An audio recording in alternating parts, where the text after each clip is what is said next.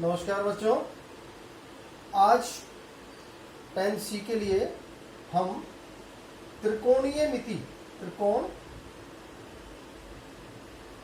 त्रिकोणमितीय अनुपातों में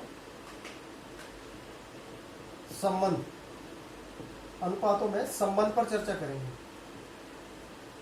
इस पर चर्चा करेंगे संबंध। आज हमारा जो टाइटल है, आज हमारा जो टॉपिक है वो है त्रिकोणमितीय अनुपातों में संबंध। देखिए, आपने जो पहले टॉपिक पर हमने जब चर्चा की थी वर्कशीट नंबर 30 के अंदर हमने क्या किया था? हमने ये कहा था, अब भाई जब एक राइट एंगल ट्रायंगल बनती है तो उसमें ये 90 डिग्री का कोण हो गया और यहाँ पर ये एच हो गया। और अब ये हम इसको एंगल लेते हैं। मान लो ये एंगल है हमारा थीटा। एंगल को शो करने का, एंगल को थीटा हम रिप्रेजेंट करते हैं। ये जो शब्द है ना, ये वाला, इसे दैट इज कॉल्ड थीटा। ये थीटा शब्द है, दैट इज थीटा। हम इसे थीटा बोलते हैं। तो मैंने कहा था कि इसके सामने वाली जो भुजा थी वो परपेंडिकुलर थी और जो थर्ड जो साइड है वो आपका बेस बनती है। तो फिर हमने क्या किया था? पहला निकाला था दो भुजाओं में perpendicular over hypotenuse. Perpendicular over hypotenuse. जब हमने परपेंडिकुलर हाइपोटेनियस में संबंध निकाला था तो नंबर 1 आया था साइन थीटा। तो साइन थीटा क्या आया था? साइन थीटा आया था P ओवर H। आपको याद है ना?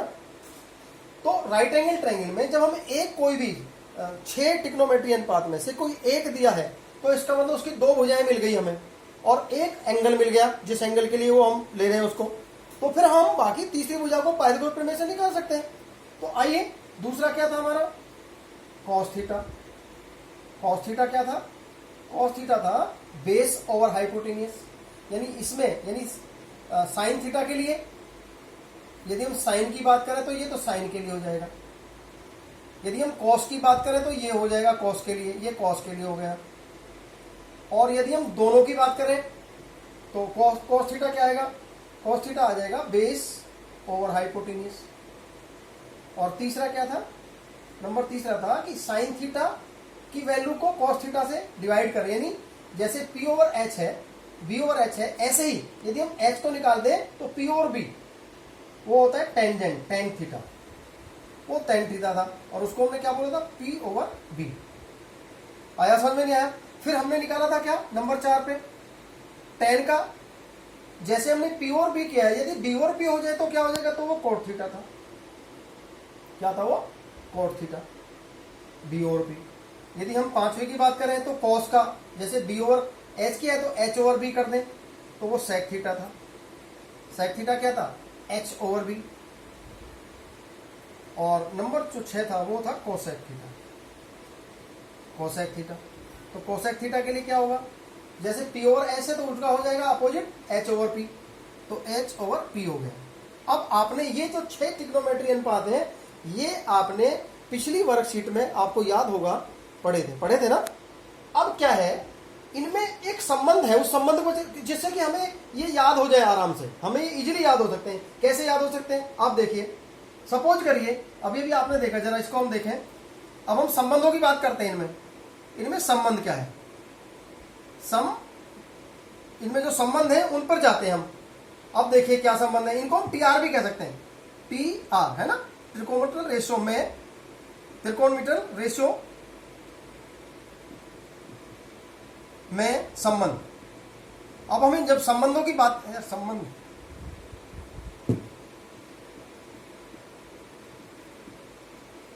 ऐसे लिखा जाए संबंध अभी भी। अब हम ट्रिग्नोमेट्रिक रेशियो के बीच में ना संबंध पर बात करेंगे।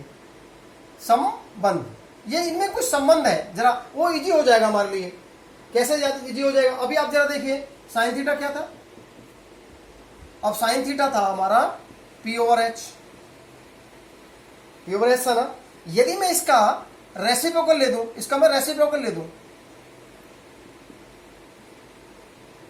रेसिप्रोकल क्या होगा? उल्टा कर दीजिए इसको। जो रेसिप्रोकल होगा इसका उल्टा करिए तो क्या होगा? H ओवर P नहीं होगा क्या? और जो H ओवर P होता है, जरा देखिए, क्या इसको हम कोसेक थीटा नहीं कह सकते? है या नहीं? इसका मतलब क्या हुआ? इसका मतलब यह हुआ, अर्थात इसका मतलब यह हुआ जो साइन थीटा है यदि हमें पता है तो हम उसका अपोजिट कर दें तो 1 कोसेक थीटा हो जाएगा। नहीं आया समझ? मान लो आपको कोसेक थीटा दे रखा है, आपने कहा भी साइन थीटा निकालिए, तो कोसेक थीटा से साइन थीटा निकालने के लिए क्या करना पड़ेगा? 1 करना पड़ेगा, बस 1 कोसेक थीटा। नहीं आया समझ? या उल्टा कर दे, या कोसेक थीटा बराबर क्या होगा? कोसेक थीटा बराबर हो जाएगा 1 साइन थीटा। यदि इनकी आपस में क्रॉस मल्टीप्लाई कर दें तो क्रॉस मल्टीप्लाई करेंगे तो क्या होगा? कोसेक थीटा इंटू ये क्रॉस मल्टीप्लाई कर तो sine theta into cosec theta equal to 1, या क्रॉस मल्टीप्लाई करेंगे, आगे लिखेंगे इसको हम आगे लिखेंगे, इसको मिटाते हैं। समझ आया नहीं आया यहां तक बताइए? देखो दो रिलेशन निकल गया। कोसेक थीटा जो है 1 साइन थीटा, या साइन थीटा बराबर 1 कोसेक थीटा। यदि हम इन दोनों को मिला दें, मान लो इसको हम आगे बढ़ाते हैं, इसको हम आगे बढ़ाते हैं, एक बार जरा और देखिए, इसी लाइन को दोबारा लिखते हैं हम। अभी अभी हमने क्या लिखा था? अभी हमने लिखा था साइन थीटा बराबर 1 कोसेक थीटा। तो यदि हम इनके बीच में क्रॉस मल्टीप्लाई लगा देंगे तो क्या हो जाएगा? क्रॉस मल्टीप्लाई लगाइए, इनको ऐसे मल्टीप्लाई करिए तो क्या होगा? Sign theta into cosec theta. क्या हो जाएगा? इन दोनों का मल्टीप्लिकेशन 1 हो जाएगा। आया समझ में नहीं आया? तो ये संबंध है, इन संबंधों को आपको याद रखें। इसी प्रकार यदि हम इसी प्रकार करें तो कॉस थीटा वो 1 सेक थीटा होता है। इसको ध्यान से देखिए। या सेक थीटा निकालना है तो 1 कॉस थीटा हो जाएगा। बहुत आराम से इन संबंधों को याद रख सकते हैं। इसी प्रकार या दोनों की मल्टीप्लाई कर दें, sec theta into cosec theta, sec theta into cos theta, तो क्या हो जाएगा? ये इक्वल टू ये भी 1 के बराबर हो जाएगा। आया समझ में नहीं आया? तो ये संबंध है इन आपस में। देखो ना, एक चीज सिर्फ यदि हमें एक पता हो, यदि हमें 6 के 6 में से एक मालूम हो तो हम बाकी भी निकाल सकते हैं। इसी तरह से हम आगे बढ़ते हैं थोड़ा और, तीसरे पे टेन थीटा, उसमें ऐसे ही टेन थीटा देखिए। टेन थीटा बराबर क्या था? अभी भी आपने पढ़ा है, क्या पढ़ा आपने? P over B। ये P और B कैसे आ सकता है? हम इसको जबकि इसका अपोजिट करेंगे तो क्या हो जाएगा? इसका जो अपोजिट करेंगे 1 क्या हो जाएगा? इसका जो रेसिप्रोकल इसका भी निकाले तो इसका भी रेसिप्रोकल निकालते हैं। रेसिप्रोकल का मतलब जानते हो? अपोजिट, व्युत्क्रम, उल्टा, वो हो जाएगा B ओवर P। तो वो किसके बराबर होता है? Cot theta. ये कॉट थीटा के बराबर नहीं होता क्या? तो इसका मतलब क्या हुआ? Tan theta into cot theta, ये भी 1 के बराबर होता है। समझ आ गया? अब एक बार और हम इसको, तो ये चीजें जो रिलेशन है ना आपस में, हम इनको फाइंड कर सकते हैं, इसमें कहीं कोई दिक्कत नहीं है। ये संबंध है। फिर एक बार ध्यान रखिए, 6-7 फॉर्मूले जो मैंने आपको बताए हैं। ये आपका टेन थीटा 1 आपके भी बोला आपने, टेन थीटा किसके बराबर आया? 1 कोट थीटा के बराबर आया था, है ना याद आपको? तो इस तरह से ये निकल गया। या इसी तरह से टेन थीटा बराबर 1 कोट थीटा, 1 कोट थीटा। तो ये संबंध जो है आपको याद रखने हैं, इनको आपको ध्यान रखना है। समझ आ गया? एक क्वेश्चन करेंगे तब आपको ये क्लियर हो जाएगा। एक क्वेश्चन करते हैं, आपको ये समझ में आ जाएगा। यदि एक सवाल लेता हूं मैं, एक क्वेश्चन लेता हूं, क्वेश्चन लेते हैं। यदि साइन थीटा, सवाल है, अब एक क्वेश्चन लीजिएगा, ध्यान से करिए आप लोग। यदि साइन थीटा बराबर 5/13 हो तो शेष टी रेशोज, आप समझ में आना चाहिए। टी रेशो में त्रिकोणमितीय अनुपात, बाकी जो जितने भी शेष मतलब सारे ज्ञात कीजिए, ज्ञात करो। अब इसको ध्यान से देखिए, जब इसको हम सॉल्व करेंगे तो एक बनाइए ट्रायंगल, बनाइए एक ट्रायंगल, है ना? इस ट्रायंगल में क्या हो गया? ये 90 डिग्री है, ABC, ये थीटा हो गया मान लो। नहीं आया समझ? अब इसमें क्या दे रखा है? दे रखा है साइन थीटा बराबर है 5/13, और ये किसके बराबर होगा? यानी इसका मतलब हो गया पी एच बी, थीटा के 90 के सामने वाली एच, थीटा के सामने वाली पी, पर पी कौन परपेंडिकुलर, परपेंडिकुलर माने लंब, और बी का मतलब बेस आधार, और एच का मतलब हाइपोटेन्यूस यानी करण। तो ये आपका कितना हो जाएगा, ये आपका हो गया पी ओवर एच। तो इसका मतलब ये हुआ कि ये तो 13 हो गया और ये आपका हो गया 5। लगाइए इसमें पाइथागोरस थ्योरम, पाइथागोरस थ्योरम लगाइए, पाइथागोरस प्रमेय से, पाइथागोरस प्रमेय से क्या हो जाएगा बताइए, पाइथागोरस प्रमेय से क्या होगा, हो जाएगा ये जो हाइपोटेन्यूस ये बराबर होता है इसका स्क्वायर प्लस स्क्वायर, मालूम है ना आपको, तो A B square plus B C square. ध्यान रखिएगा ये नाम बदले जा सकते हैं, लेकिन आपको ध्यान रखना है हाइपोटेन्यूस याद रखना है, आपको बेस याद रखना है, परपेंडिकुलर याद रखना है, ये बराबर होता है ए सी स्क्वायर के। अब इसमें रखिए ये मालूम नहीं है, ए बी स्क्वायर, ये 5 का स्क्वायर हो जाएगा, ये आपका 13 का स्क्वायर हो गया, ए बी स्क्वायर बराबर हो जाएगा 13 का स्क्वायर यानी 169 और माइनस 25, ए बी स्क्वायर बराबर क्या हो गया 144, और ए बी बराबर क्या होगा 144 का वर्गमूल ले दीजिए, कितना आ जाएगा, ए बी बराबर कितना आ गया 12। तो इसका मतलब ये 12 आ गया, इसका मतलब ये 12 आ गया। आया सर बताइए ये कौन सी चीज इसमें ऐसी चीज समझ में नहीं आई। अब आप 6 के 6 निकाल सकते हैं, इससे साइन से तो कोसेक तो वैसे ही निकाल सकते थे।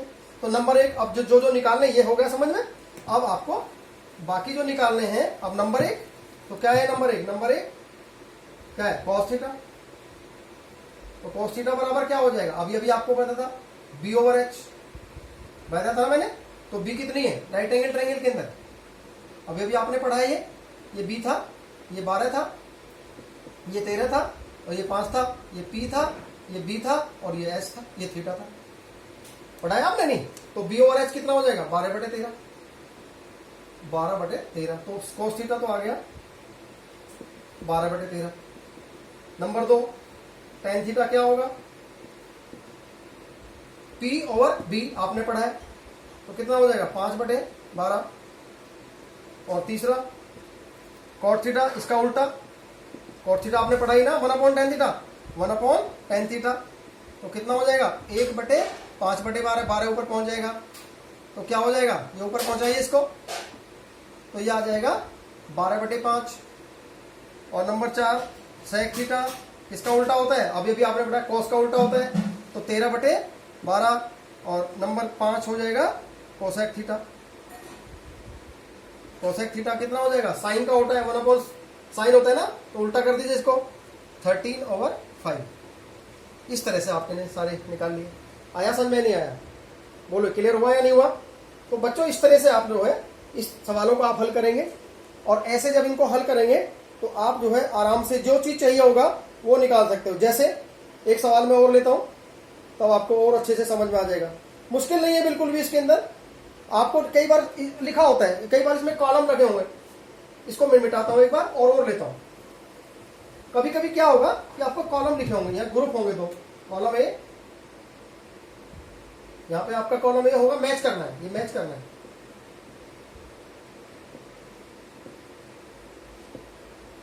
मैच करना है ए और ये आपका बी। अब यहाँ पे लिखा है कोसेक, कोसेक थीटा, यहाँ पे लिखा है आपका 1/tan थीटा, यहाँ पे लिखा है कॉट थीटा, यहाँ पे लिखा है 1/sin